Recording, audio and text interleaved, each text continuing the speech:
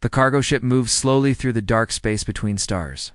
Inside, Doan sat alone in the pilot's seat, watching the lights of New Busan colony grow bigger through his window. He was 34 years old, tired, and carrying food that would never reach the people who needed it. 70%. That was the law. 70% of everything humans grew, built, or mined belonged to the Velith, the masters of the galaxy, the rulers of 1,000 worlds. They had conquered species for 50,000 years, and humanity was just another name on their long list. Doan remembered when the Velith first came to Earth. He was only a child then, but he remembered the giant ships blocking the sun. He remembered his mother crying. He remembered the announcement that played on every screen in every city. You are now part of the Dominion. Resistance means death. Cooperation means survival. Humanity chose survival. What else could they do? The ship landed on New Busan's dusty surface. This colony was home to 3 million humans living in metal buildings under an orange sky. Dohan stepped outside and breathed the thin air. It smelled like copper and despair. His sister Yuna was waiting for him. She was 28, small, with short black hair and eyes that always looked angry. She worked as a terraforming engineer, trying to make this rock more like Earth, but the Velith took most of her equipment too. You're late, she said. The checkpoint at Station 7 took 4 hours, Doan replied. They searched everything. Again. They walked together through the colony streets. People moved around them with their heads down. Nobody smiled. Nobody laughed. This was life under the Dominion. You worked. You paid tribute. You tried not to die. Did you hear about Settlement 12? Yuna asked quietly. Doan nodded. He had heard. 3 days ago, Velith enforcers discovered that Settlement 12 was hiding grain. They were keeping food for their children instead of sending it all to the Dominion. The punishment was immediate. 200 people. Executed in the town square? The children watched. I was there, Doan said. His voice was flat, empty. I was making a delivery. I saw it happen. Yuna stopped walking. She looked at her brother's face and saw something different there. Something that had changed. Doan, what did you do? Nothing. I did nothing. I stood there and watched them kill farmers for feeding their families. He finally looked at her. I'm tired of doing nothing, Yuna. That night, Doan went to a bar in the lower district. It was a dirty place with bad lights and worse drinks. But it was also where a man named Taisik spent his evenings. Taisik was old. Maybe 70, maybe older. His hair was white, his face was covered in wrinkles, and he walked with a limp from an injury that nobody talked about. Before the Dominion came, he had been a military strategist. Now he fixed broken machines and drank alone, but Doan had heard whispers. Rumors that Taisik was connected to something. A network. A plan. Something that could not be spoken about in the open. Doan sat down across from the old man. I want to talk to you. Taisik did not look up from his drink. Many people want to talk to me. Most of them are fools. Which kind are you? I'm the kind who watched children become orphans 3 days ago. I'm the kind who is tired of carrying food past starving people to feed creatures who see us as insects. Now, Taisik looked up. His eyes were sharp, despite his age. He studied Doan carefully, looking for something. After a long moment, he seemed to find it. Come with me. They walked through dark alleys to a building that looked abandoned. Inside, hidden behind a false wall, was a small room filled with old computers and maps of star systems. For 20 years, we have been building something, Taisik said. Slowly, carefully, the Velith think we are broken. They think we accepted their rule. They are wrong. He showed Doan a map with 17 lights. Each light was a human colony. Lines connected them all like a spider's web. Every colony has people like me. We communicate through methods the Velith cannot detect. We share information. We make plans. And we wait. Wait for what? For enough people to be ready. For enough ships to be built. For enough anger to become something useful. Taisik sat down heavily. The Velith have ruled this galaxy for 50,000 years because every species they conquer breaks the same way. They destroy one planet, and the rest surrender. Fear keeps everyone obedient. It works, Doan said bitterly. It works until it doesn't. The Velith have never faced a species like humanity. We are not connected by a hive mind. We do not follow one leader blindly. We are chaos. We are unpredictable, and we hold grudges forever. Doan thought about Settlement 12. He thought about the children. He thought about his mother crying when the ships blocked the sun. What do you need me to do? Tysic smiled. It was not a happy smile. You are a cargo pilot. You travel between colonies. You can carry more than food and equipment. You can carry messages, intelligence, hope. That's dangerous. Everything worth doing is dangerous. The question is simple. Do you want to die on your knees, or do you want to take a chance at living on your feet? Doan did not need to think. The answer had been growing inside him for years. The events at Settlement 12 just made it impossible to ignore anymore. I'm in. Over the following weeks, Doan began his new life. On the surface, nothing changed. He still flew his cargo ship. He still delivered tribute to Velith collection points. But hidden in his shipments were encrypted messages, technical data, and small pieces of equipment that were slowly building toward something big. Yuna joined him. Her engineering knowledge made her valuable to the network. She discovered something important while studying captured Velith technology. Their ships had a weakness, a flaw in their power distribution systems that could be exploited. This information spread through the hidden network like fire. One night, Yuna found Doan staring at the stars from the colony observation deck. Do you think we can actually win? She asked. Duhun was quiet for a long time. I don't know. Maybe not. But I know that I would rather die fighting than live like this. And I think there are billions of humans who feel the same way. Yuna stood beside him. Together they looked at the stars that the Velith claimed to own. Then let's give them something to remember us by, she said. Across 17 worlds, 8 billion humans continued their quiet lives under Dominion rule. They paid their tribute. They kept their heads down. But in hidden rooms and secret meetings, something was growing. Something the Velith could not see because they had stopped looking. They believed humanity was broken. They were about to learn how wrong they were. The Council. Chamber on Ascendancy Prime was the largest room in the galaxy. Its ceiling disappeared into darkness above, and its walls were covered with the symbols of 1,000 conquered worlds. In the center, 12 Velith elders sat on thrones made from the bones of dead civilizations. Overseer Kelthur stood before them, his tall gray body straight with respect. He had served the Dominion for 300 years. He had watched species rise and fall. He had seen rebellion crushed so many times that he had stopped counting. The human territories are showing unusual activity, the first elder said. Her voice was old and cold, like deep space. Explain. Kelthur waved his hand and a hologram appeared, showing the 17 human colony worlds.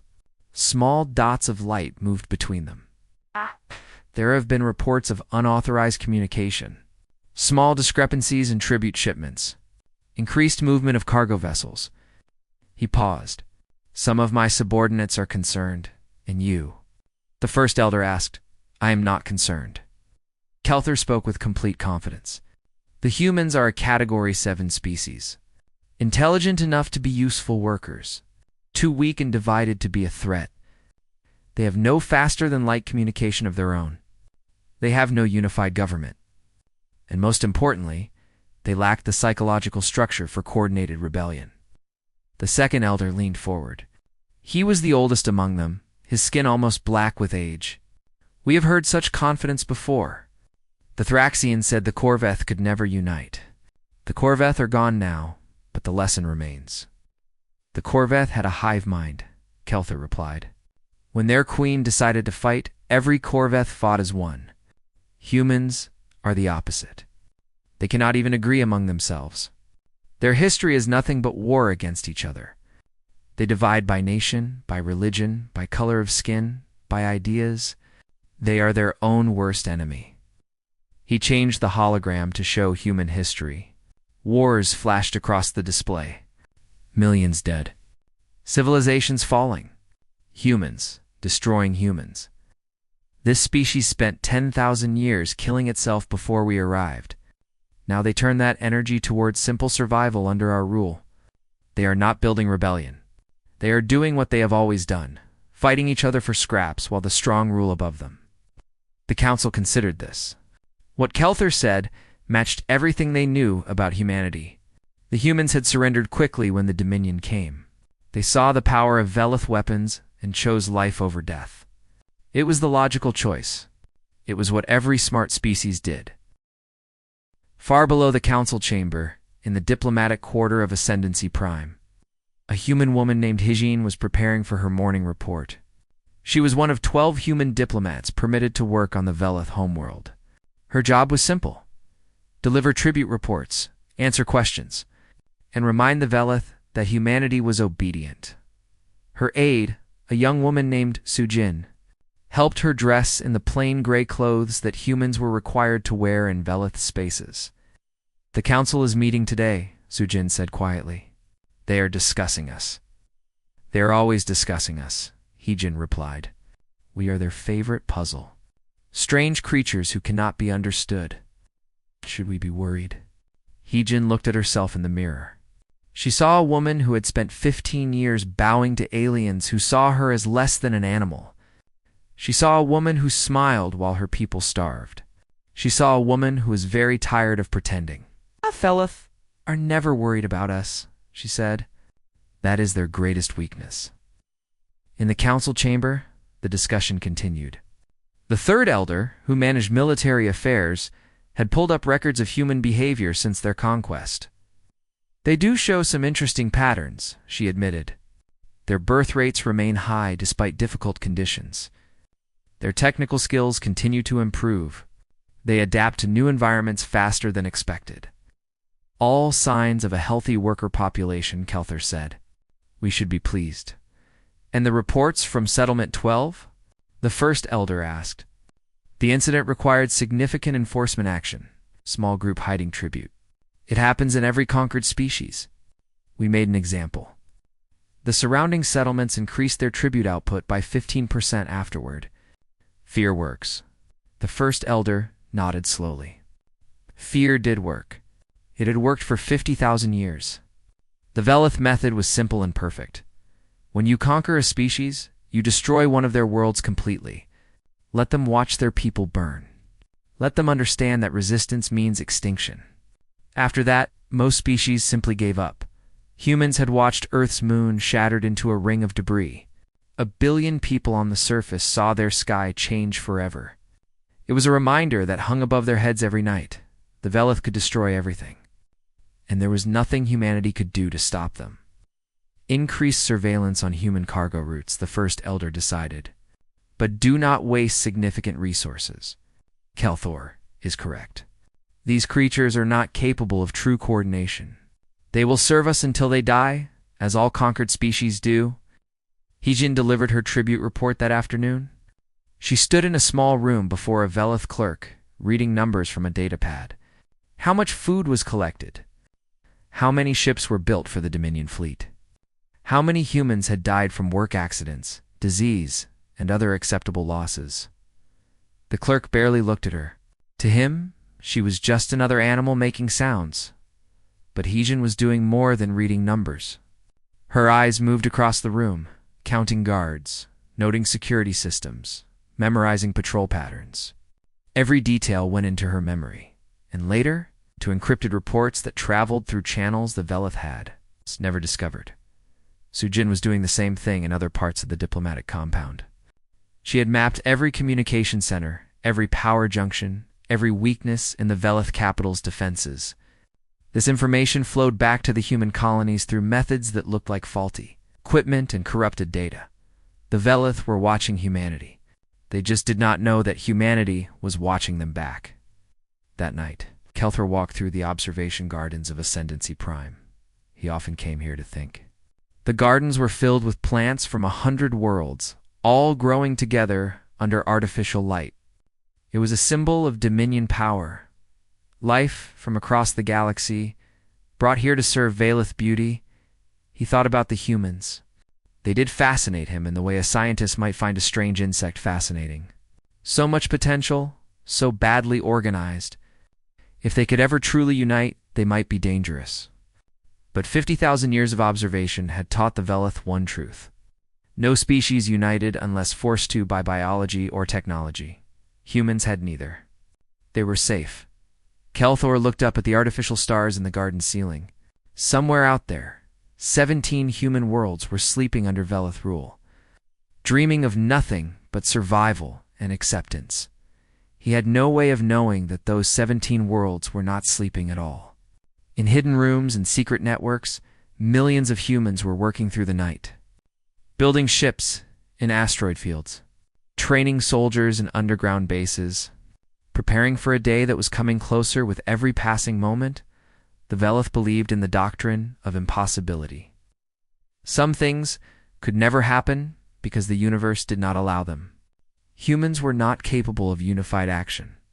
Small species could not defeat great empires. The conquered could never become conquerors, but humans had never been good at accepting what was impossible. Their history was full of impossible things becoming real through stubbornness, sacrifice, and the refusal to accept no for an answer. The council had finished their meeting. The decision was made. Humanity was not a threat. Tribute demands would increase by 20% next cycle. Everything was normal. Everything was under control on 17 worlds. 8 billion humans received the news of increased tribute through clenched teeth and silent rage. And in the hidden networks, a single message traveled from colony to colony, encrypted in ways the Veleth could never break. The message was simple. Soon. The galaxy's masters had no idea what was coming. They had ruled for 50,000 years by making examples and creating fear. They had never imagined that fear could be overcome by something stronger. They were about to learn what humans did when they stopped being afraid. The Veleth collection fleet arrived at New Busan exactly on schedule. 12 warships, 40 transport vessels, 5,000 soldiers ready to collect the increased tribute that the council had demanded. Commander, Vorthon stood on the bridge of his flagship, watching the brown planet grow larger in his view screen. He had done this 100 times before. Land, collect, leave, humans. Always cooperated because they had no choice. Begin scanning for the tribute. Shipments, he ordered. His officers worked their stations. Seconds passed, then minutes. The bridge grew quiet in a way that made Vorthon uncomfortable. Commander, his scanning officer said slowly, "I am not detecting any tribute shipments. Scan again. I've scanned 3 times. The collection points are empty. The storage facilities are empty." The officer's voice trembled. "Commander, I am not detecting any human life signs in the colony." Vorthon felt something cold move through his body. "That is impossible. 3 million humans live on this world." "There is no one there, Commander. The colony is completely empty." At that same moment, across the galaxy, Veleth collection fleets were arriving at 16 other human worlds. Every single one of them found the same thing. Empty cities, abandoned farms, silent factories. 8 billion humans had vanished like smoke in the wind. The communication arrays that connected Veleth's space began to fail. One by one, relay stations went dark. Emergency signals could not get through. The greatest empire in galactic history was suddenly blind and deaf, on the bridge of a hidden ship in the asteroid field near Kepler Station. Admiral Boon-Ho watched the chaos unfold through intercepted communications. He was 60 years old, with gray hair and a face full of scars. He had served in the Dominion fleet for 30 years before disappearing 5 years ago. The Veleth thought he was dead. They were wrong. "All fleets report ready," his communications officer announced. Byung-ho nodded. 20 years of preparation? 20 years of building ships in secret, hiding them in asteroids and gas clouds and anywhere else the Veleth did not look. 20 years of anger compressed into this single moment. "Send the signal," he said. "Operation Sunrise begins now." 2,000 human warships emerged from hiding across Veleth space. They were not beautiful ships. They were ugly, practical, built from stolen technology and desperate innovation. But they worked. And they were armed with weapons that the Velith had never seen before. Human modifications that turned their own captured. Technology against them, Duhan stood on the bridge of his converted cargo ship. Now equipped with weapons and shields, beside him, Yuna monitored the system she had helped design. The power distribution weakness she had discovered years ago was now built into every targeting computer in the human fleet. All ships. This is Admiral Byung-ho. You know why we are here? You know what we are fighting for? Today we show the galaxy that humanity will not kneel. Today, we take back our future. Attack. The first battle happened at Kepler Station, a major Velith military base. The human fleet outnumbered the defenders, but Velith ships were larger and more powerful. By every calculation, the humans should have been destroyed in minutes. But war is not just about numbers. War is about will. Human pilots flew in patterns that the Velith had never seen. They attacked in small groups, hit weak points, and disappeared before the enemy could respond. They used asteroids as cover. They turned their own ships into weapons. Ramming Velith vessels, when their guns ran dry, a young pilot named Jiwoo led a squadron of 12 fighters toward this Velith command carrier. Her parents had died in Settlement 12. Her younger brother had starved on a tribute ship. She had nothing left except rage and a ship that could fly. "All fighters, follow me in," she transmitted. "Target the main reactor. If we hit the power junction, the whole ship goes down." "Oh, squadron leader, that is a suicide run," one of her pilots said. "We cannot survive that approach, I know." Jiwoo's voice was calm. "Anyone who wants to turn back now." No shame, nobody turned back. 12 human fighters dove toward the command carrier. Velith guns filled space with fire. Ships exploded. Pilots died. But they kept coming. 8 ships left, then 5. Then 3. Jiwoo's fighter was the last one. Her engines were burning, her shields were gone, and her weapons were empty. She aimed for the carrier's reactor core and pushed her throttle to maximum. "For Settlement 12, she said. The explosion was visible from 1,000 kilometers away. The command carrier broke apart, and with it, the Velith fleet's coordination collapsed. Human ships poured through the gap. They were not fighting like any species the Velith had faced before. They did not retreat when they took losses. They did not surrender when surrounded. They fought like animals backed into a corner, with teeth and claws and absolute refusal to die quietly. When the battle ended 6 hours later, Kepler Station belonged to humanity. The cost was terrible. 800 ships destroyed, 50,000 lives lost. But the Velith had lost more. Their station was gone. Their fleet was scattered. And for the first time in 50,000 years, a conquered species had won a real battle against the Dominion. On Ascendancy Prime, Overseer Kelther received the news in the middle of the night. He read the reports 3 times because he could not believe them. Kepler Station fallen. Communication networks disabled. Human fleets appearing across Dominion space. His hands were shaking. In 300 years of service, his hands had never shaken. "This is impossible," he whispered. But it was not impossible. It was happening. The doctrine that had guided Velith civilization for millennia was crumbling in front of his eyes. Across the galaxy, other species watched with amazement. The Velith had told them that resistance was hopeless. They had believed it because they had no choice. But now, on their screens, they saw human ships destroying Velith warships. They saw the masters of the galaxy running from creatures they had called insects. Hope is a dangerous thing. It spreads faster than fire. And on 100 conquered worlds, hope was spreading. Duhan walked through his damaged ship after the battle. He stepped over bodies of his crew. He looked at the holes in his hull where Velith weapons had torn through metal and flesh. The cost of victory was written in blood on every surface. Yuna found him in the cargo bay, sitting among the wounded. "We won," she said. "Did we?" He looked at the survivors around him. Burned, broken, dying. "This is just the beginning." The Velith will send everything they have to crush us now. Then we fight again and again, until we win or we're all dead. You sound like Tysic, Una sat beside her brother. Tysic was right. Living on our knees was never really living. At least now, whatever happens, we chose our own fate. Admiral Bunho's voice came through the ship's speakers.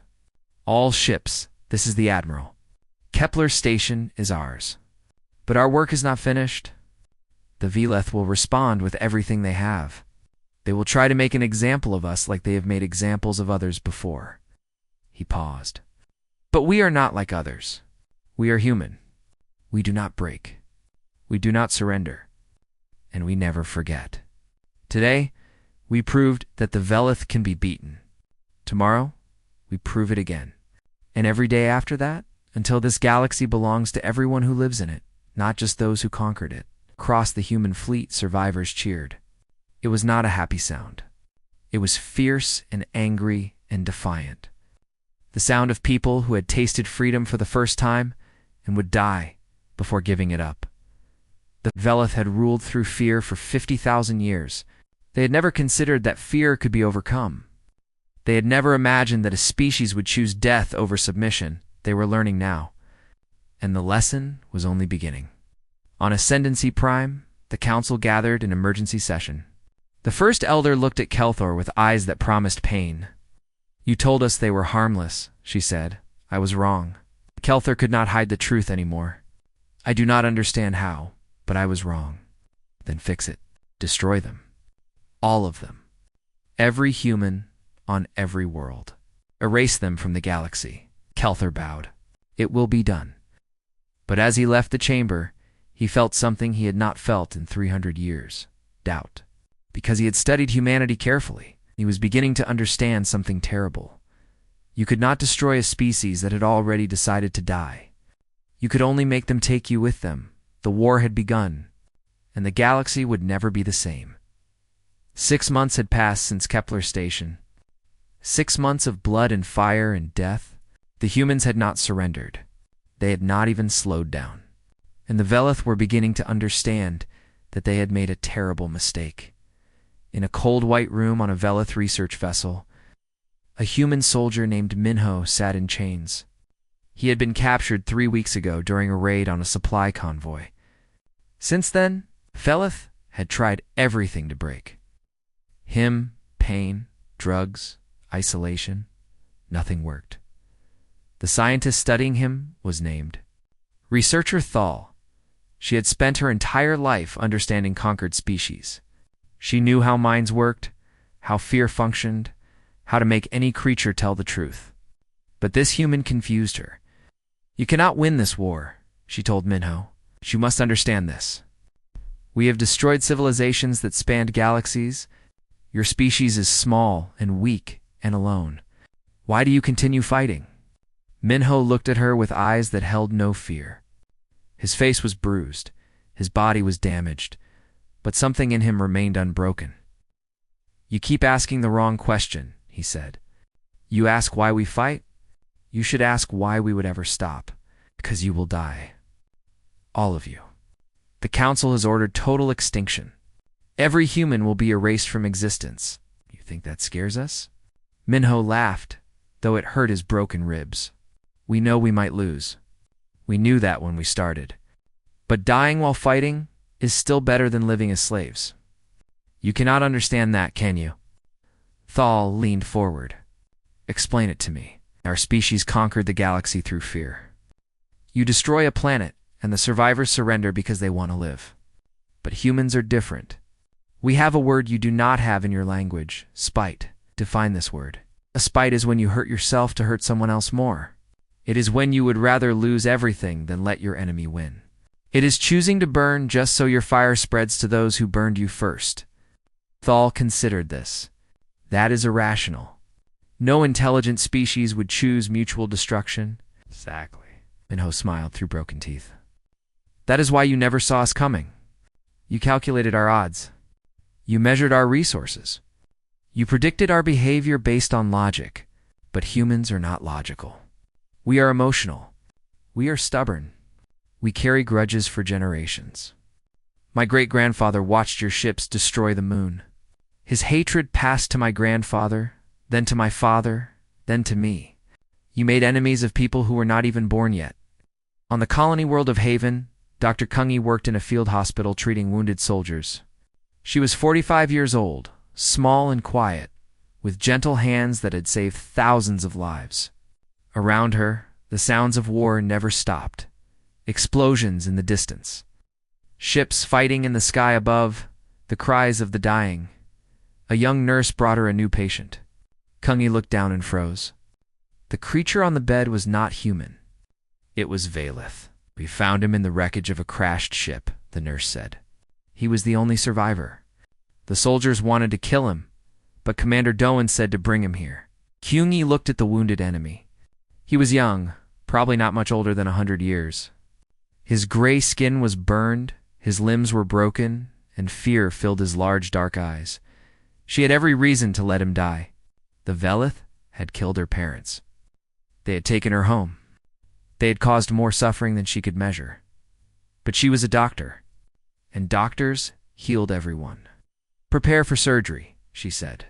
We will save his life. The nurse stared at her. Doctor, he is the enemy.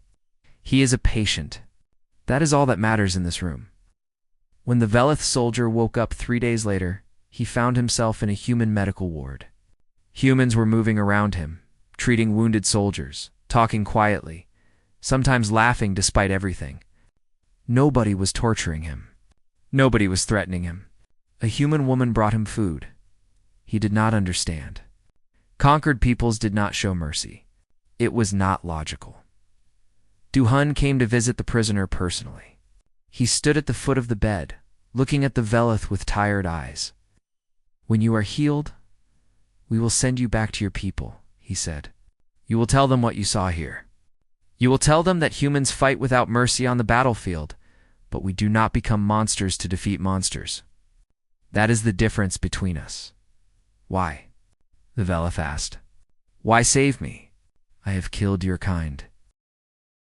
Because if we lose our humanity while fighting for humanity, then we have already lost. Far from Haven, Heejin was meeting with representatives of 3 other conquered species. They gathered in a hidden station in dead space, far from Veleth patrols. The beings before her were strange. One was a creature of liquid metal. Another was a mass of floating crystals. The third was something that looked like living shadow. The Veleth can be defeated, Heejin said. We have proven it.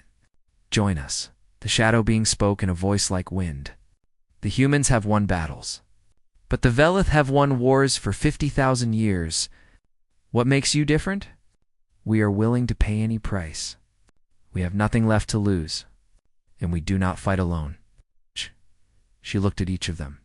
Your species have suffered under Veleth rule, just as we have. Together, we are stronger. If we join and fail, our species will be destroyed. If you do nothing, your species will remain slaves forever. Is that what you want for your children? For their children after them? The meeting lasted for hours.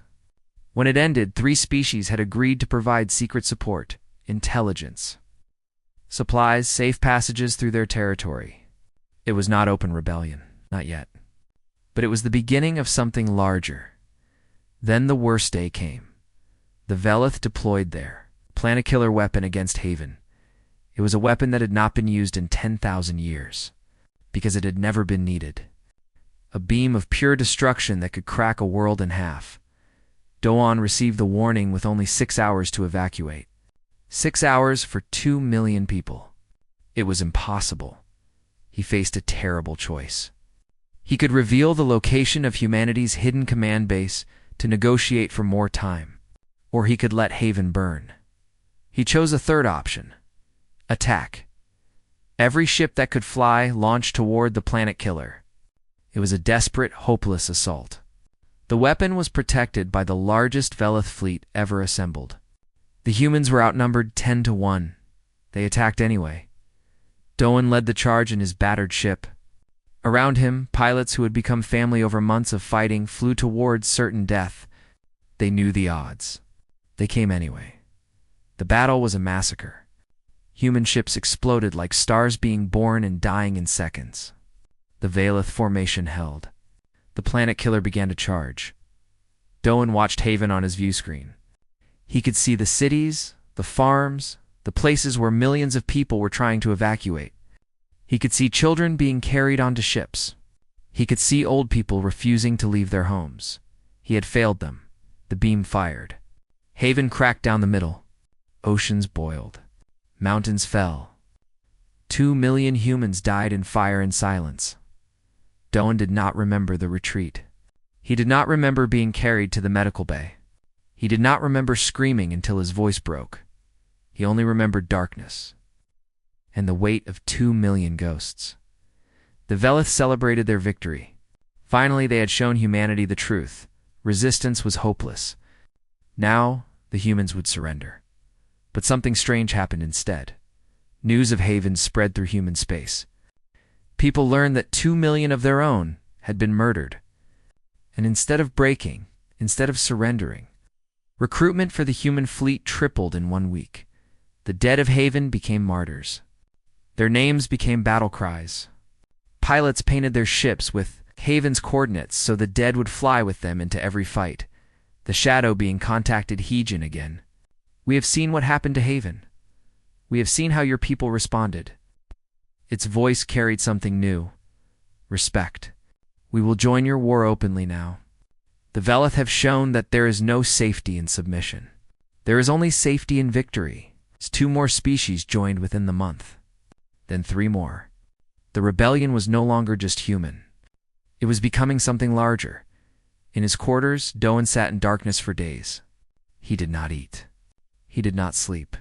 He just stared at a picture of Haven before its destruction. Una found him there, thin and broken. "The fleet needs you," she said. "The people need you."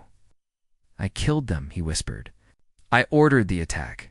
I failed. The Veleth killed them. You gave them a chance to fight back. That is not failure. That is all any of us can do." She sat beside him in the darkness. "Haven died so the rest of us could live. Honor them. Finish what they started." Slowly, Doan looked up. Something hard came back into his eyes. Something that had been broken, but was rebuilding itself from the pieces. "The Veleth want us to be afraid," he said. "They want us to break. Will we?" He stewed. His body was weak, but his voice was strong. "Never. We will make them regret every death they have caused. We will show them what happens when you push humanity past the point of fear." The war continued, but now it burned hotter than ever before. 2 years after the rebellion began, the largest fleet in galactic history gathered at the edge of Veleth space. Human ships flew beside vessels from 7 other species. Creatures that had been enemies for millennia now stood together against a common master. Duhun stood on the bridge of his new flagship, watching the armada take formation. He was 36 now, but he looked older. The war had aged him. The weight of command had aged him. The memory of Haven had aged him most of all. But he was still standing. And so was humanity. "All ships report ready," his communications officer announced. "The coalition fleet is assembled." A coalition. That was what they called themselves now. Not just humans, but all the species who had decided that living under Veleth rule was worse than risking death for freedom. Together, they had fought their way across the galaxy. Together, they had proven that the Dominion could bleed. Now, they were going to end it. "Oh, send the signal," Doan said. "Operation Final Dawn begins." The fleet jumped into hyperspace. Destination, Ascendancy Prime, the heart of the Veleth Empire. The world that had ruled the galaxy for 50,000 years. On Ascendancy Prime, a Veleth council watched the approaching fleet on massive screens. They had gathered every ship they could find to defend their homeworld. It was the largest defensive force ever assembled in Veleth history. But they were afraid. For the first time in 50,000 years, they were truly afraid. Overseer Kelthar stood before the council. He had spent 2 years studying humanity, trying to understand them, trying to find their weakness. Now he understood something his peers refused to accept. "We cannot win this war," he said, The first elder's eyes burned with rage. You speak of surrender? After 50,000 years of dominance? I speak of survival. Kelthar kept his voice calm despite his fear. I have studied the humans carefully. They are not fighting to conquer us. They are fighting to exist. And a species that will burn itself to nothing rather than submit cannot be ruled. They can only be destroyed completely or accepted as equals. Then we destroy them. We lack the power. They have already proven they can match our technology. They have already shown they will sacrifice everything for victory. And now they have allies. 7 species have joined their cause. Others are waiting to see what happens here today. If we lose this battle, our empire ends. If we win but suffer great losses, other species will smell weakness and attack. The second elder, the oldest among them, spoke slowly. What do you suggest? Negotiation. A new order where humans and other species have a voice. It is not what we want, but it is better than extinction. The Velith do not negotiate with inferior species. Then the Velith will die with their pride intact. That is your choice. The debate raged for hours. While the council argued, the coalition fleet emerged from hyperspace and began the attack on Ascendancy Prime. Una led an infiltration team to the planet's surface. 20 soldiers trained for this specific mission. Their target, the central control facility that managed the planetary defense systems. Without those defenses, the coalition fleet could strike directly at the capital. They landed in a cargo ship disguised as tribute transport. The war had made such deceptions common. Velith's security was focused on the space battle above, not on routine ground traffic. Una and her team moved through the streets of the Velith capital. It was strange to see this place up close. Massive buildings of black stone, gardens filled with plants from conquered worlds, statues celebrating 50,000 years of dominance Soon, all of it would be history. They reached the control facility and began planting explosives. The plan was simple. Destroy the power systems, escape, let the fleet finish the job. But nothing in war is ever simple. We have company, one of her soldiers reported. Velith security forces. 50 soldiers, coming fast, Una calculated quickly. They needed 3 more minutes to finish. They had maybe 2 before the Velith arrived. Hold them off, she ordered. Whatever it takes. The next 2 minutes were the longest of her life. Gunfire echoed through the corridors. Explosions shook the walls. One by one, her soldiers fell, buying time with their lives. When the last explosive was planted, only Una and 2 others remained. The exit was blocked by Velith forces. There was no escape. Detonate, she told her team. Finish the mission. We'll die too. I know. Una looked at her remaining soldiers. They were young. They should have had whole lives ahead of them. But they had chosen to be here, just like she had. For Haven, for everyone they took from us. They detonated together. The explosion tore through the control facility, ripping apart the power systems that protected Ascendancy Prime in orbit. The coalition fleet saw the planetary shields flicker and die. Admiral Byung-ho ordered the final assault. Human ships dove toward the Velith defensive line. Behind them came allies, crystal beings who fought with weapons of pure light, shadow creatures who absorbed energy attacks, and liquid metal ships that could reshape themselves in combat. Together, they crashed against the Velith formation like a wave against ancient stone. The battle was brutal. Ships died by the hundreds on both sides. The space around Ascendancy Prime became a graveyard of metal and fire. But slowly, surely, the coalition pushed forward. Doan watched the Velith flagship on his screen. It was massive, ancient, covered in the symbols of 1,000 conquests. Behind it was the council chamber itself, floating in orbit above the planet. All ships, focus fire on the flagship, he commanded. Cut off the head. The coalition fleet concentrated its attack. Velith escort ships threw themselves in the way, dying to protect their leaders. But there were too many attackers, too many angles of fire. The flagship's shields failed. Its armor cracked. Its engines exploded. When the flagship broke apart, the Velith fleet's coordination collapsed. Ships began to retreat, to scatter, to surrender. 50,000 years of domination ended in fire and silence. Doan broadcast a message to the entire galaxy. Every ship, every station, every planet heard his words. This is Admiral Doan of the Coalition Fleet. Ascendancy Prime has fallen. The Velith Dominion is ended. We are not here to replace your masters with new ones. We are here to prove that masters are not inevitable. What you do with that truth is your choice. But from this day forward, every species in this galaxy has the right to choose their own future. The council chamber was captured intact. When Coalition soldiers entered, they found the first elder dead by her own hand. She had chosen death over surrender. Others had not been so proud. Kelthar was among the survivors.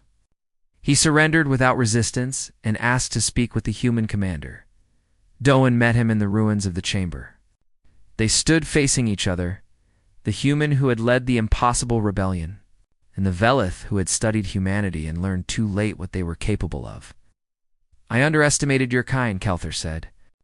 I thought I understood you, but I was blind. You saw what you expected to see, Doan replied. Weak creatures who fought among themselves. You did not see what happens when we have a common enemy. What will you do now? Enslave us, as we enslaved others. Doan shook his head. We will build something new. A galaxy where every species has a voice. Where power is shared, not concentrated. It will be messy and difficult and imperfect, but it will be free. The Velith way was order through strength. The human way is chaos through cooperation. Neither is perfect. But I believe our way gives more people a chance to live well. 5 years later, the Galactic Assembly met for the first time. Representatives from 30 species gathered to discuss the future. There was no single ruler, no dominant power, just many voices trying to find common ground. Duhan did not attend. He had retired from military service after the war. He had seen enough death to last several lifetimes. Instead, he visited the memorial on Haven. The planet was being rebuilt now, slowly. New cities rising where old ones had burned. New children playing where 2 million people had died. He found Kelthar there, standing before a wall covered with names. The Velith had requested permission to visit. He had spent years studying human mourning rituals, trying to understand how a species could turn grief into hope. I still do not fully understand your kind, Kelthar admitted. You lost so many. You suffered so much. And yet you rebuild. You forgive. You move forward. Doan looked at the names on the wall. Yuna's name was there. She had died so that he could stand here now, in a free galaxy. Neither do we, he replied. We are contradictions. We can be cruel and kind, selfish and generous, hateful and loving. We fight wars and then help our enemies recover. We make terrible mistakes and then spend generations trying to fix them.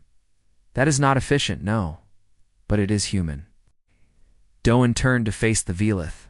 Maybe that is what makes us worth knowing. We are chaos. We are unpredictable. And somehow, through all of it, we keep trying to be better than we were before. Kelthar considered this for a long time. Finally, he did something that no Velith had done in 50,000 years. He bowed to another species. I would like to understand more, he said. Will you teach me? Doan smiled. It was a tired smile, but genuine. We have time now. All the time in the galaxy. Above them, ships from a dozen species crossed the sky. Former enemies learning to be neighbors. Former slaves learning to be free. A galaxy that had been ruled by fear now struggled towards something better. It was messy. It was difficult. It was imperfect. But it was human. And somehow, that was enough. The stars looked different now. They belonged to everyone.